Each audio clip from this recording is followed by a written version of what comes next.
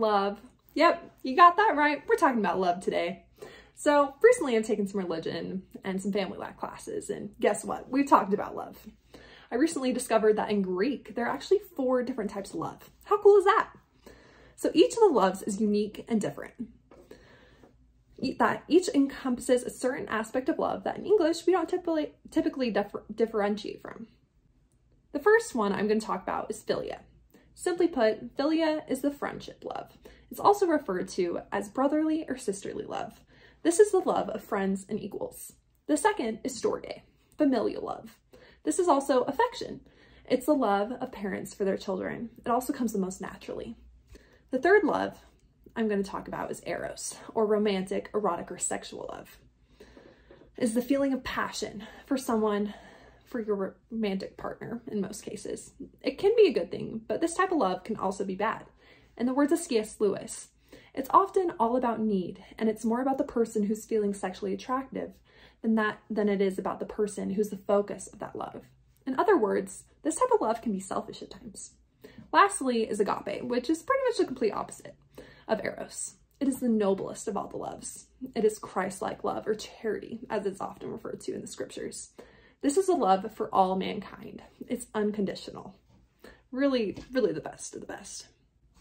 So for my project, I wanted to see how these 4 types of love were displayed in romantic comedies, particularly eros. I wanted to see if eros was really displayed as much as I was going to be in comparison to the other loves. I randomly chose scenes from different romantic comedies, which I also randomly chose from a list of popular movies. This is a list I took from Marie Claire. So a list of 75 romantic comedies. So you might be asking, why did you decide to do that? It seems a little weird. Yeah, I know. Well, I feel that media today seems to focus heavily on arousal and giving viewers erotic material to watch. I chose to pursue this topic of research because I was curious to know if popular romantic comedies today are based solely around erotic, passionate love, or if they also display some more wholesome forms of love, and what those kind of ratios look like. For the project, I randomly chose 5 movies from the list I showed you earlier. Just Right, Crazy Stupid Love, 27 Dresses, Sweet Home Alabama, and Something New. And then I randomly chose 10 one-minute scenes from each of the movies to gather my data from. Right here's a list of all those movies that I just mentioned beforehand. So the coding. So how did I go about quantifying this data? So I counted the number of instances that I saw each of the 4 different loves displayed in each of the scenes that I watched. The next couple slides are some tables showing the scenes that I watched and the coordinating numbers. Right here we have the numbers for the movie Just Right. At the bottom, you can see all the totals. These are all the totals for the movie Crazy Stupid Love. And just so you know, that minute column is all those random numbers that I chose, each of the random minutes that I chose to watch. Those are the scenes that I picked my data from. And this is from the movie 27 Dresses. You can see here that agape, there were 2 instances of agape, the unconditional selfless love. And these are the only 2 instances I picked up out of the 50 scenes I watched. This is from the movie Sweet Home Alabama. And just so you know, I also put the Rotten Tomatoes ratings at the bottom there too. I was curious to see if there was any correlation between the number of instances of eros in a movie compared to the Rotten Tomatoes rating. And there indeed is not any correlation, as I found out. These pie charts show the percentages of each of the 4 loves for each movie. You can see how eros, the lightest blue, is almost always the most dominating of the 4 loves. The only exception was the movie Just Right, which, interestingly enough, was rated PG, the only movie that was rated PG that I've sampled from. That may or may not have something to do with it. Overall, eros accounted for more than half of the overall displays of love in all the scenes that I watched. Philia was the next, followed by storge, and agape came in last. So to lay those findings out all nice and clear, there are a total of 2 instances of agape, the Christ-like love, in the total 50 scenes that I watched. There were 22 total scenes of philia, the friendship love. There were 19 instances of storge, the familial love, and there were 41 instances of eros, the romantic love, the most by far. To see how those loves pair get up against eros, we just need to make some simple ratios. For every 1 instance of agape, there are 20.5 instances of eros. For every 1 instance of philia, there are almost 2 instances of eros. It's just a little less than 2. For every 1 instance of storge, there are more than 2 instances of eros. So eros dominates at least 2 to 1 in every single case. So what do these findings even mean? Now you might be thinking, well, of course romantic comedies display a lot of romantic love. Isn't that the point? And while I did originally want to show how heavily these types of movies displayed and relied on this form of love, I came out of this project learning a lot more than just that. First off, I learned that not all instances of eros are created equally. Let's turn to a clip for an example from the movie Crazy Stupid Love. You know a word that is not used very often anymore? Cuckold. I'm a cuckold. David Lindhagen cuckolded me. He made a cuckold out of me. He slept with my wife, and I didn't know about it. And that is the definition of cuckolddom.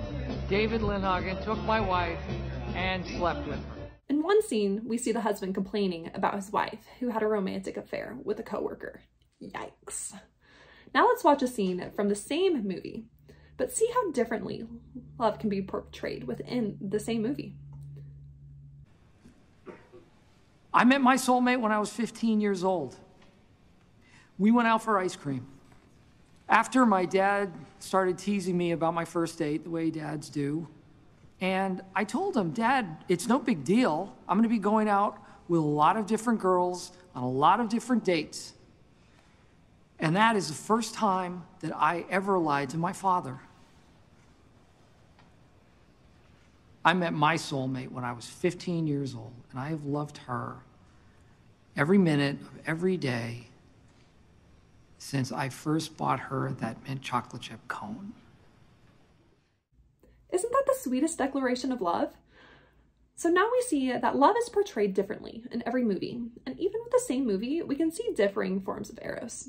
And interestingly, an interesting follow-up study would be to analyze the different types of eros in these types of movies and to count the negative versus the positive instances shown. Maybe next time. As a follow-up to this point, I want to say that even very erotic sexual films like Crazy Stupid Love display other forms of more wholesome love. 23% of the love instances in Crazy Stupid Love were philia, the friendship love, and 18% were storge. Those numbers are even higher for some of the other movies. Lastly, this project taught me that movies today display very few instances of agape, the selfless love for all mankind. It would be interesting to see how displaying this love more often would change society's attitudes towards service and kindness.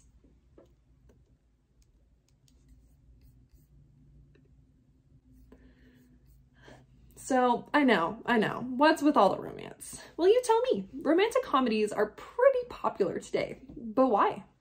A media researcher, Edgar Dale, said that 75% of all media in his day could be put into one of 3 categories: crime, love, and sex. Bing, bing, bing, bing! Rom-coms fit in 2 of the 3 categories. This has to mean something, right? A man by the name of Dolph Stillman came up with something called the excitation transfer theory in 1983. And I think this explains why romantic comedies are so popular today. The theory states that general arousal from any source can intensify an emotional experience and make it more prominent than it would be ordinarily without the arousal.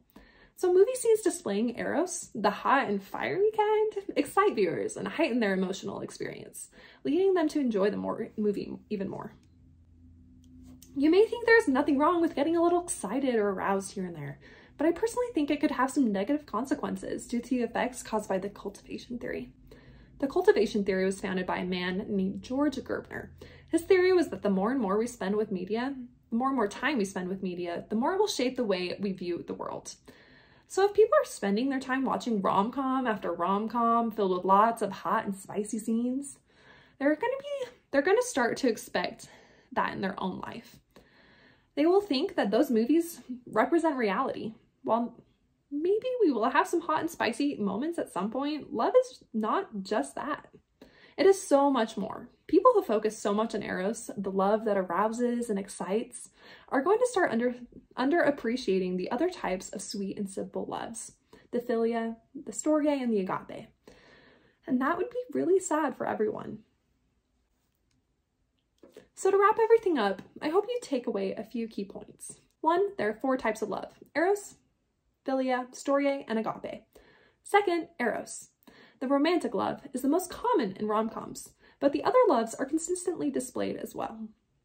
Lastly, we need to make sure that we are not overpowered by eros in our media today. We need to remember and appreciate the other 3 loves.